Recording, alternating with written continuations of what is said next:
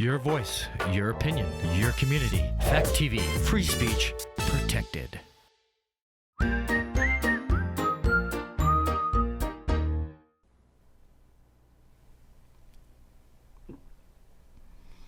Are these the same spirits as the first movie? No. Didn't Carol Ann say they're back? Yep. Why? To get your hopes up and then... All this and more on Gory Storytime. Warning.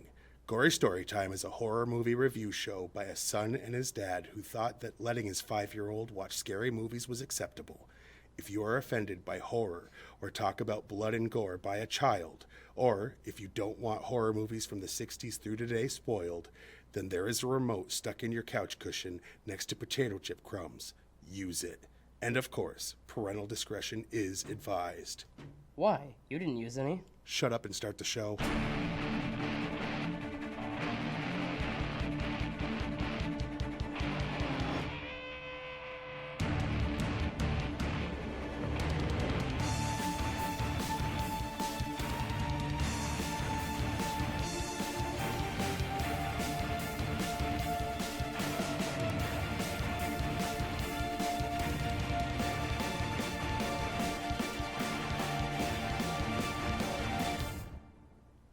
Welcome to Gory Storytime. I'm your host, Jason. I'm his co-host and his father, Craig, and this week, as you can see, we're doing Poltergeist 2, The Other Side. He had never seen it. We'd reviewed Poltergeist a while back, like probably I think a couple we of even years. did the reboot. Did we? Or the remake, whatever, yeah. Yeah, maybe. I don't know. If so, we didn't care for it, which means sometimes if we don't care for something, we don't do it. But this is the first of 4 movies that are going to be about other realities, other dimensions, and the other side. Stephen King's Talisman called it the territories. Yeah.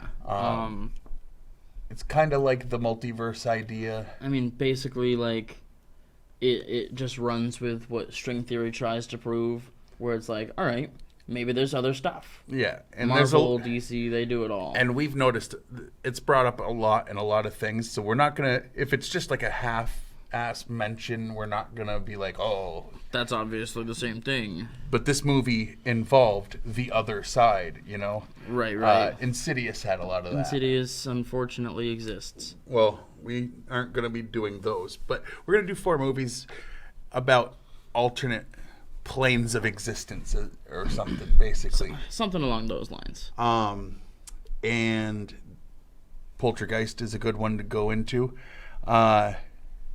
Here's the premise. The family from the first one is trying to recover from everything that happened in the first one, because, spoiler alert, in the first one, the house is gone. Yeah. And they have to deal with that they have no house to live in, so they had to move somewhere else, and they no longer have a TV, because anyone that saw the first one gets that. But an evil spirit wants to, it's not the same ones as the first one, but there's an evil spirit that was on the other side that saw Carol Ann and decided me and my followers want her. And he was kind of inspired by that Kool-Aid cult guy, Jim Jones. Really? Yeah, kind of. I didn't know that. I've never seen what he looked like. Well, he was someone that convinced a bunch of his followers to take their lives to go somewhere else. To the other side. Yeah. So now he wants her because he had seen her during the events of the first one. That's basically the premise, and the family just having to deal with a new spirit, but this time it's basically one that's after her specifically, not a bunch that's after the family. Stuff happens to the family just so that they can get to the one. Anything else really to describe before we show them the trailer? Nothing else you want to... All right, so let's roll the trailer so you can see what we're talking about.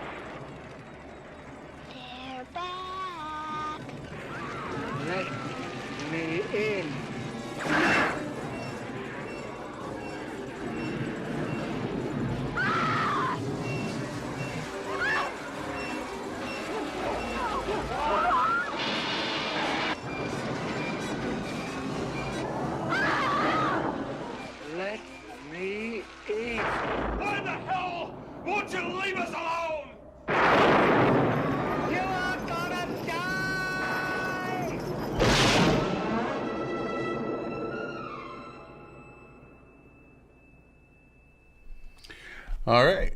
It didn't give too much away, but it kind of... It let you know who the good guys were, which is the family again, and who the bad guy was, which is... Well, it was more like we're letting you know we got the family back. Except for the older sister, but she wasn't able to be in a movie because she had been deceased, which we'll get into a little bit later, too. Now, before we get into the behind-the-scenes information, we're going to sell ourselves like, streetwalkers, ladies of the night, as it were. And we're going to push all these real products that actually exist that you can purchase. This week, we got what was it? They backed up a pickup truck filled with Indian head pennies. And that was our payment to promote these things. Gory Storytime is brought to you by Curses, the in-depth documentary series about famous cursed movies, TV shows, and items. We give you all the available evidence available on both sides, or we give you all the evidence available, I didn't say it twice, that's weird, on both sides, and you can decide for yourself what to believe. Curses, coming soon. Pretend it's the 1980s and check your local listings for channel.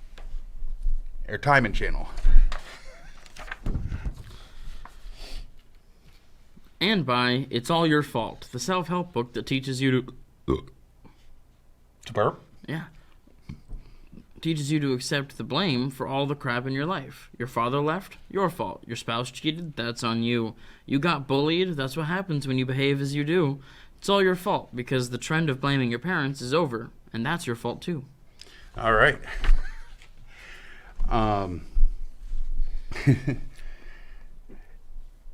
Now, let's get into the meat and beef of the show. That's what Jason likes to call the behind-the-scenes information, the meat and beef. Yes, or as I like to call it, the meat and beef of the show. Yes, see. Yes. You want to go first, or you want me to? Sure. I'll go first. It's like, sure is not an answer. Well, I was saying sure before you continued. All right. Heather O'Rourke was so afraid of Julian Beck, Reverend Kane, the first time she saw him that she burst into tears. The only family member that's absent from this film is Dana, who, according to the script, is off to college, but they never filmed a scene explaining away her absence.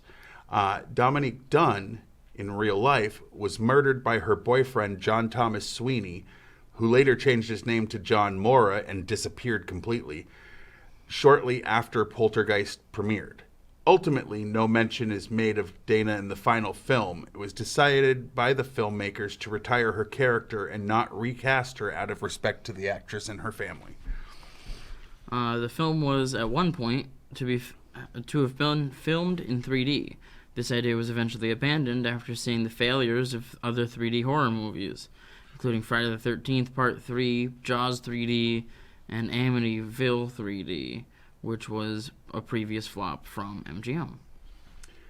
The partially grown vomit creature was performed by stuntman Noble Craig, a triple amputee who lost both legs and an arm and an eye while serving in the Vietnam War. Wow. The film had an original running time of 131 minutes before being edited down to 91 minutes. It's believed that MGM rushed production and ordered the cuts, e.g. For example. Oh, okay. The final battle with Kane lasts all of 2 minutes. Zelda Rubinstein, in particular, was furious about this as she felt her best scenes were removed from the final cut. The old lady from the first one and the second one. Yeah. Like the first film, there are no murders depicted and no violent fatalities. Julian Beck died of stomach cancer shortly after filming finished.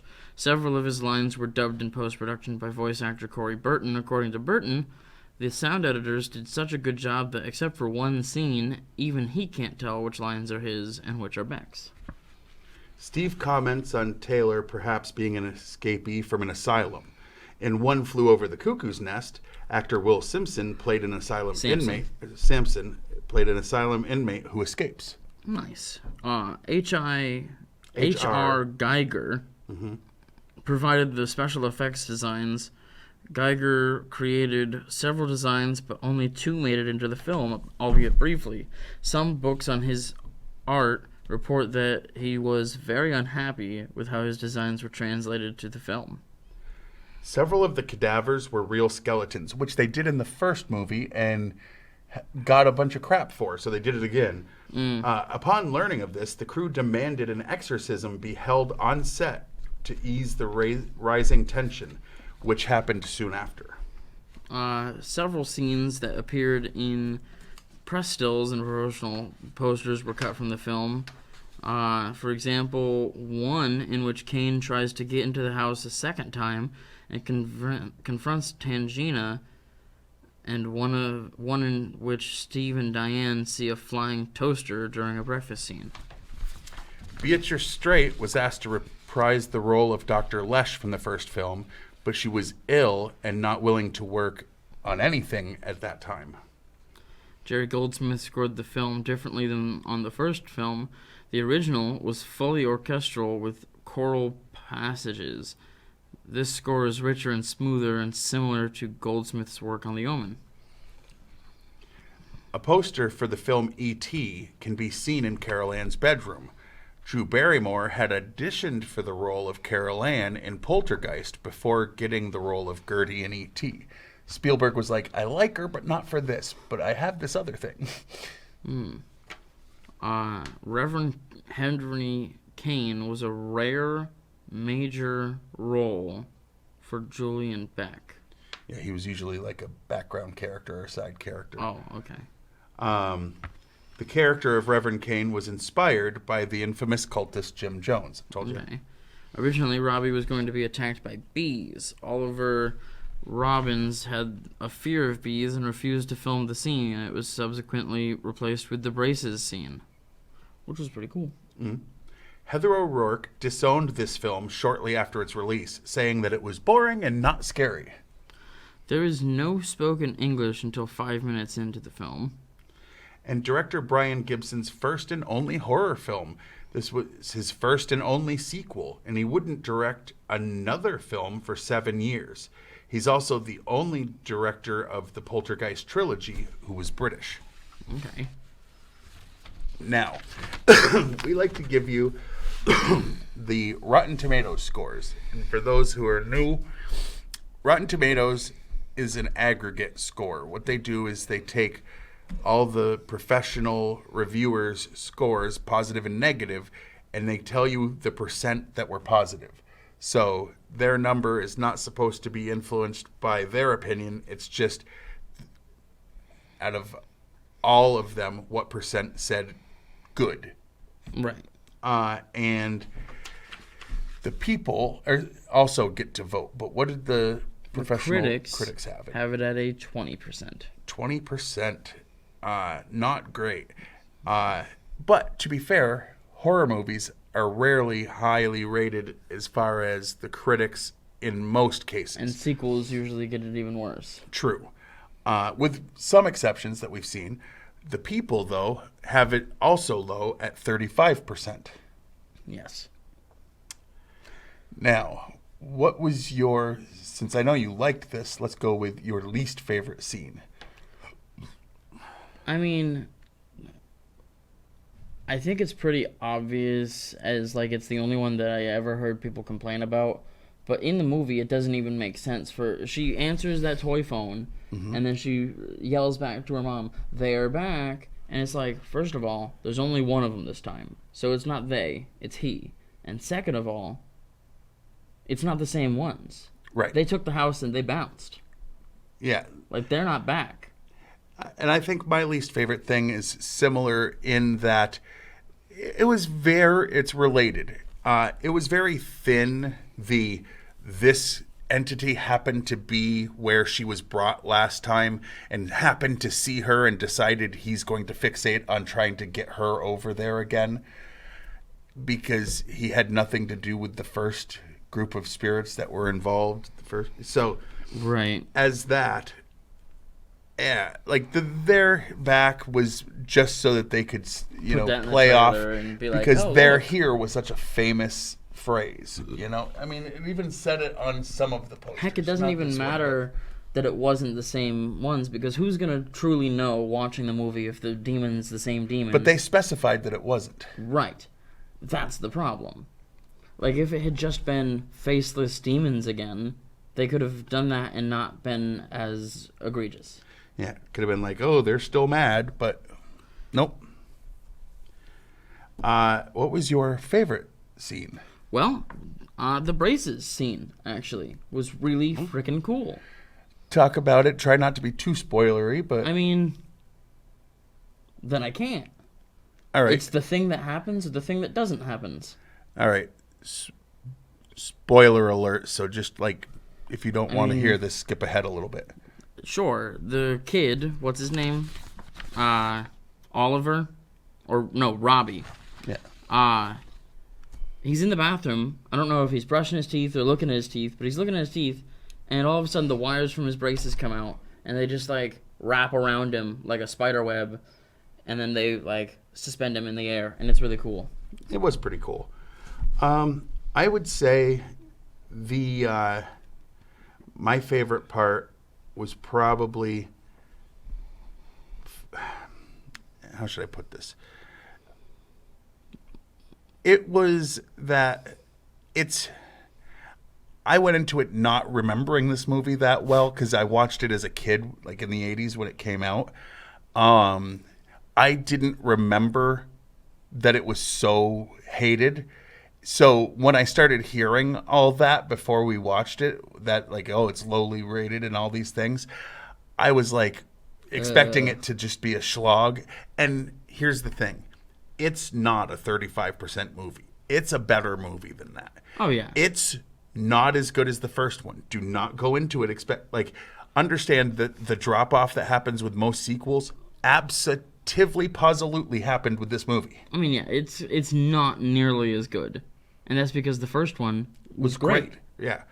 Then again, there are some movies where it's like, I expect that because look how good this first movie is, and how can that be better? Right. It's hard. It's really hard to improve off of the first one, just because life.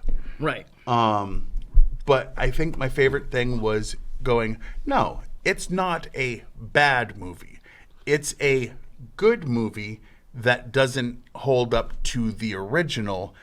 But of course it doesn't. Right. Like, that's not fair. I mean, yes, it is because they're calling it Poltergeist 2. It's in the same... No.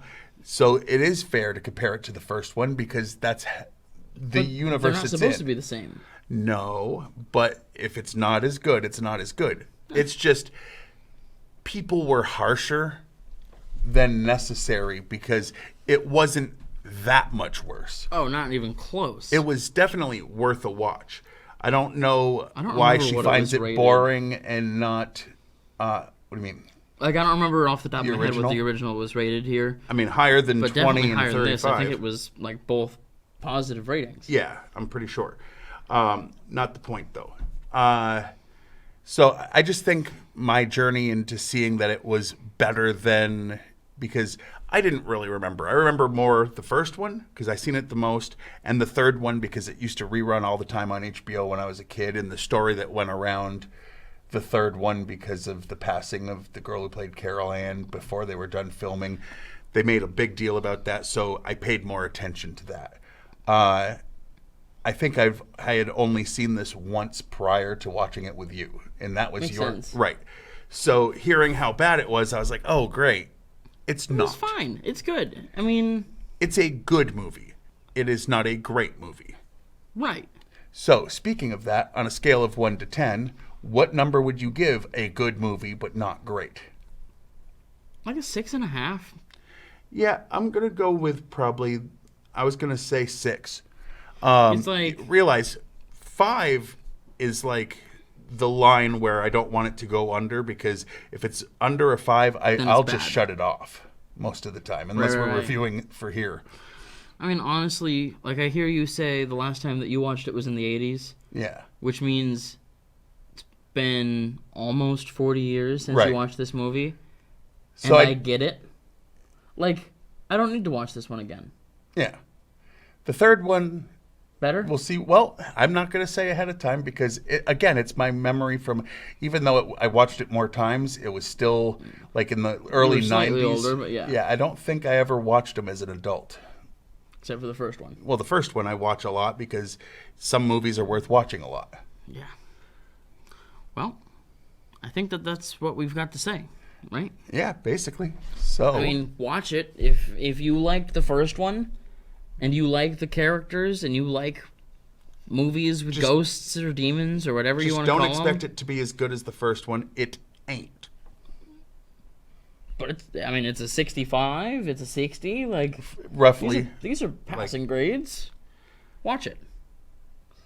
Barely passing, but it's good enough for me. If you don't have anything else and you're wanting something with a little bit of spirit, depending on how we feel about the third one, spirit.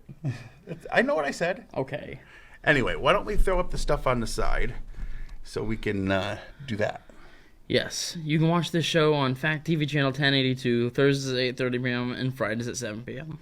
You also can check us out on Facebook, and by us, I mean Gory Storytime, which has quite a lot of likes, and also Fact TV has their page, and they stream a lot of the stuff live, and just check out what's on their page. You can go to factate.com, watch a bunch of back episodes of this, as well as many other pieces of entertainment that they have. They have a lot. Yeah. And you can follow us on Twitter. I'm at Craig Jakes, all one word, all lowercase, and I never tweet anything about the show. I'm at Jiggly Fernbrain, and I'm still not logged in on my new phone. But that is the one to follow more, because he does go in to his old phone to do it once in a while. I do. And there are some very funny gems in there. Tweeted almost exactly 2 weeks ago. Well, that's about it, right? Oh, yeah. Check out on YouTube, type in Gory Storytime. The two pages that'll come up is the Fact TV page and my Gory Storytime page. Like them both, hit subscribe to both, whatever. Oh, yeah. Show some love to the people that produce the show and show some love to the show. Yeah. And until next week, with another movie about other places. Yeah. I've been your host, Jason. I've been his co-host and father, Craig, and sweet dreams.